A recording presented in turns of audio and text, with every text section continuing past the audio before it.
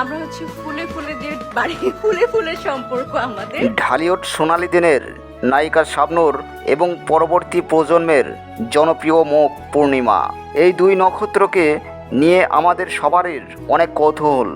কিন্তু সম্প্রতি শাবনূর যখন পূর্ণিমাকে নিয়ে প্রকাশ্যে মুখ খুললেন, তখন থেকেই সোশ্যাল মিডিয়ায় শুরু হয়েছে দারুণ সব আলোচনা। ঠিক কী বার্তা দিলেন শাবনূর, কেনই বা পূর্ণিমা আবেগপ্রবণ হয়ে পড়লেন? আজকের ভিডিওতে থাকছে সেই বিস্তারিত আপডেট। পুরো ভিডিওটি দেখুন, কারণ এই দুই প্রিয় তারকার সম্পর্ক নিয়ে আপনাদের অনেক অজানা তথ্য আজ জানা হয়ে যাবে। আমরা জানি বাংলা সিনেমাকে সফল করে তুলতে শাবনূর এবং পূর্ণিমার অবদান অনেক।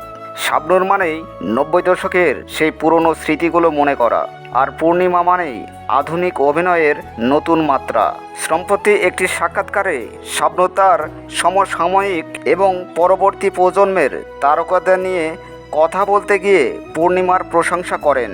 তিনি শুধু প্রশংসাই করেননি, বরং পূর্ণিমার কাজের প্রতি তার যে শ্রদ্ধাশীল মনোভাব তা স্পষ্টভাবে জানিয়েছেন। শাবনূর তার বার্তায় বলেছেন, পূর্ণিমা কেবল একজন চমৎকার অভিনেত্রীই নন, তিনি একজন অত্যন্ত মার্জিত এবং গুণী মানুষ। শাবনূর তার বক্তব্যে উল্লেখ করেছেন যে অভিনয় জগতে টিকে থাকা কতটা কঠিন, আর সেখানে পূর্ণিমা যেভাবে নিজেকে সব সময় গ্ল্যামার এবং অভিনয়ের ভারসাম্যের সাথে উপস্থাপন করে আসছেন তা সত্যি প্রশংসার দাবি রাখে। তিনি পূর্ণিমাকে পরামর্শের সুরে বলেছেন কাজকে ভালোবেসে যেতে এবং নিজের সক্রিয়তা ধরে রাখতে। এটি ঢালিউডের সেই একের প্রতীক যা আমাদের বাংলা সিনেমাকে অনেক দূর নিয়ে গেছিল।